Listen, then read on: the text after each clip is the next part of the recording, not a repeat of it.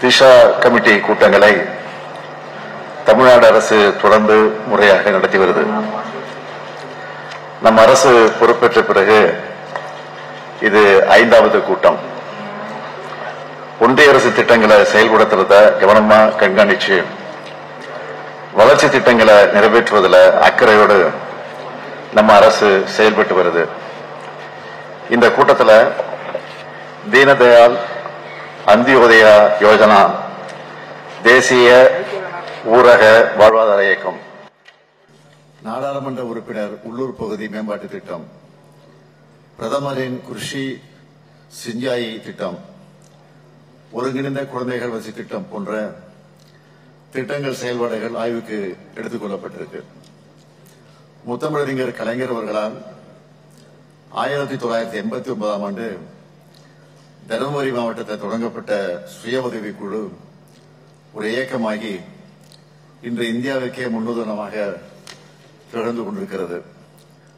ஒன்றிய அரசின் தீனதயாள் அந்தியோதயா யோஜனா, தேசிய ஊரக வாழ்வாதார இயக்கம், ஒன்றிய மற்றும் மாநில அரசின் 60:40 என்ற நிதி பங்களிப்பின் அடிப்படையில் முதல் 37 ஊரக மாவட்டங்களில் செயல்படுத்தப்பட்டு வருது. கிராமப்புறங்களில் 3,38,000 சுய உதவி குழுக்களும், நகர்ப்புறங்களில் 1,41,000 சுய உதவி குழுக்களும் செயல்பட்டு வருது. இந்த குழுக்களில் 55,12,000 உறுப்பினர்கள் இருக்காங்க. இந்த திட்டத்தின் கீழ் 45,312 சுய உதவி குழுக்களுக்கு சுழல் நிதியோ 67,97,00,000 ரூபாயும், சுழல் நிதியா 67,97,00,000 ரூபாயும், சமுதாய முதலீட்டு நிதியா 75,127 சுய உதவி குழுக்களுக்கு 801,62,00,000 ரூபாயும், நலிவு நிலை குறைப்பு நிதியா 13,546 கிராம வறுமை ஒழிப்பு சங்கங்களுக்கு 75,73,00,000 ரூபாயும் வழங்கப்பட்டிருக்கு. முதியோர், மாற்றுத்திறனாளிகள், திருநங்கைகள் மற்றும் பழங்குடியினரை கொண்டு 25,000 சிறப்பு சுய உதவி குழுக்கள் அமைக்கப்பட்டிருக்கு. இதன் மூலமாக 1,57,316 நபர்கள் பயனடைஞ்சிருக்காங்க.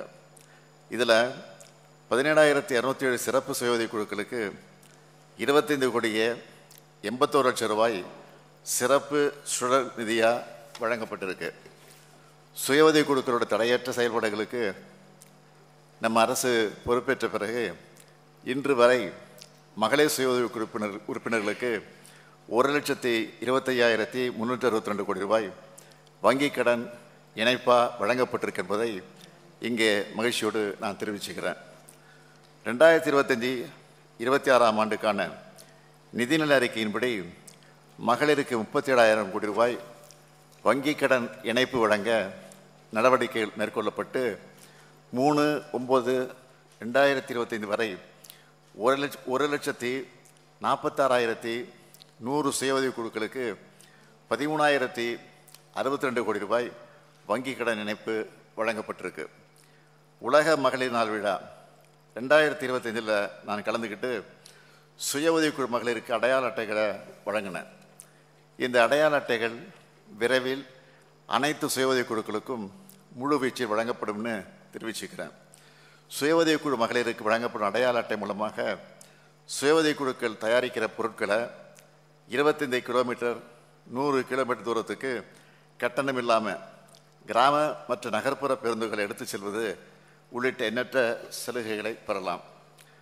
நாடாளுமன்ற உறுப்பினர் உள்ளூர் பகுதி மேம்பாட்டு திட்டத்தின் கீழ் 2021-22ஆம் ஆண்டிலிருந்து 2025-26ஆம் ஆண்டு வரை 1,274 கோடி ரூபாய் நிதி ஒதுக்கீடு பெறப்பெற்று 12,045 பணிகள் நாடாளுமன்ற உறுப்பினர்களோட சிறப்பான ஒத்துழைப்புடன் எடுக்கப்பட்டு 9,755 பணிகள் முடிக்கப்பட்டிருக்கு. 2,290 பணிகள் முன்னேற்றத்தில் இருக்கு. தமிழ்நாட்டில் சட்டமன்ற உறுப்பினர் தொகுதி மேம்பாட்டு திட்டத்தின் கீழ் ஒரு சட்டமன்ற தொகுதி உறுப்பினருக்கு நிதியாண்டுக்கு 3 கோடி ரூபாய்னு மொத்தமுள்ள 234 தொகுதிகளுக்கும் 702 கோடி ரூபாய் ஆண்டொன்றுக்கு நிதி ஒதுக்கீடு செய்யப்பட்டு மக்களுக்கு தேவையான அனைத்து அடிப்படை மற்றும் உட்கட்டமைப்பு வசதிகளும் ஏற்படுத்தி கொடுக்கப்பட்டிருக்கு. மாநில அரசு சட்டமன்ற உறுப்பினர்களுக்கு 3 கோடி ரூபாய் நிதி வழங்குறதுனால நாடாளுமன்ற உறுப்பினர் நிதியை 10 கோடி ரூபாயாக உயர்த்த வலியுறுத்தி வரோம். இந்த கூட்டத்தின் வாயிலாகவும் தீர்மானம் நிறைவேற்றி 10 கோடி ரூபாயாக உயர்த்திட ஒன்றிய அரசுக்கு பரிந்துரை செய்வோம்னு தெரிவிச்சுக்கிறேன். இப்போ இ-சக்தி போர்ட்டில் ஏஜென்சி ஒப்புதல் மற்றும் PFMS போர்ட்டில் திட்ட செயலிழப்பு ஒப்புதலை ஸ்கீம் டி ஆக்சிடேவன் ஒன்றிய அரசை வழங்க காலதாமதம் ஏற்படுது. இதை தவிர்க்க இந்த பொறுப்பு மாநில நோடல் ஏஜென்சிக்கு வழங்கப்படணும்.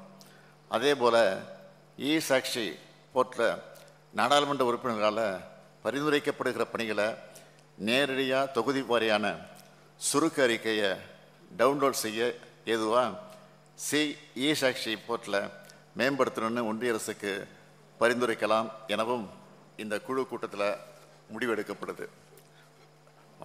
பிரதமர் வேளாண் நீர்ப்பாசன திட்டம் ஒரு துளி நீரில் அதிக பயிர் என்ற திட்டம் ஒன்றிய மற்றும் மாநில அரசுகளின் 60:40 என நிதி பங்களிப்புடன் செயல்படுத்தப்பட்டு வருது.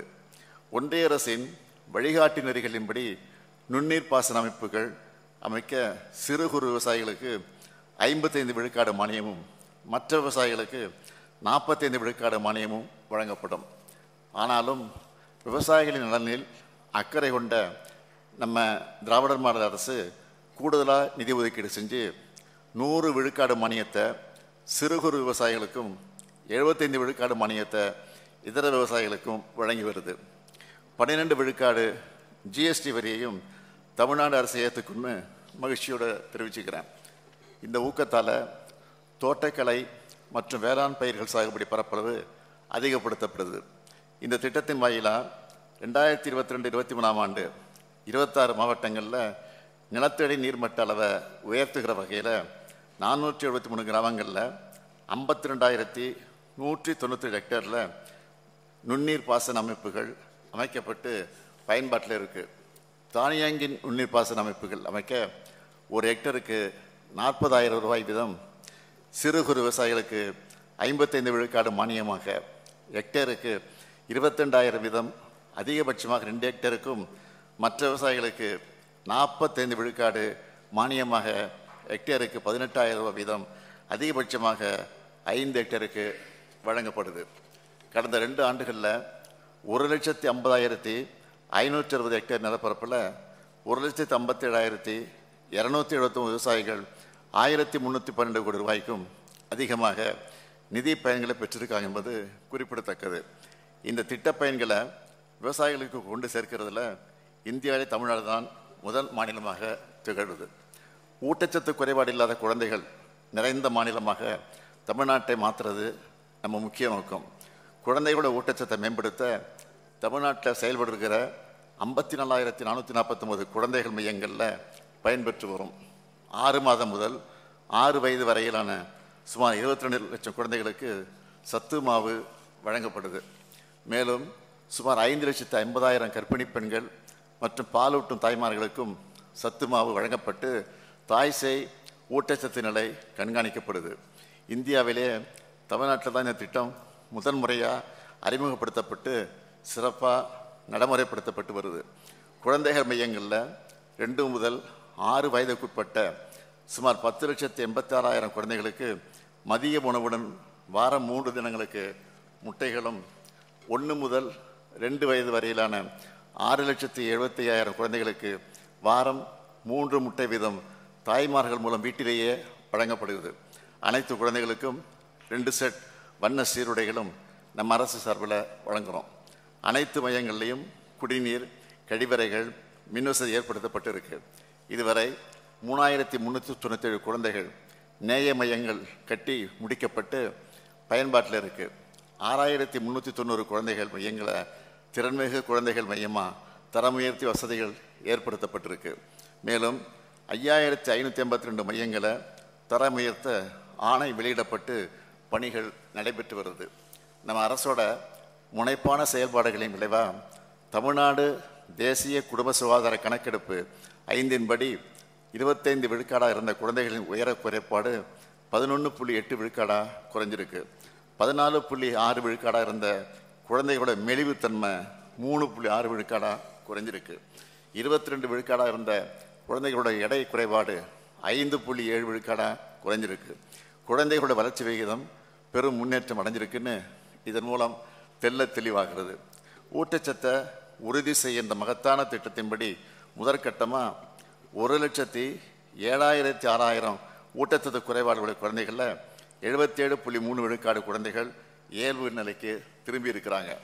இந்த திட்டம் வெற்றிகரமாக செயல்படுத்தப்பட்டதை தொடர்ந்து 2ஆம் கட்டமாக அரியலூர் மாவட்டத்தில் 15/11/2024 அன்று துவங்கப்பட்டு 76,705 குழந்தைகளுக்கு கடுமையான மற்றும் மிதமான ஊட்டச்சத்து குறைபாடுடைய 6 மாதம் வரையிலான குழந்தைகளோட தாய்மார்களுக்கு ஊட்டச்சத்து பெட்டகம் வழங்கப்பட்டு 80.6 விழுக்காடு குழந்தைகள் இயல்பு நிலைக்கு திரும்பி இருக்காங்க என்பது உண்மையிலே எனக்கு மிகுந்த மகிழ்ச்சி அளிக்குது. நம்மோட எல்லா திட்டங்களுமே கடைகொடியில் இருக்கக்கூடிய மக்களையும் சென்றடையும் நோக்கத்தில் செயல்படுத்தப்பட்டு வருது.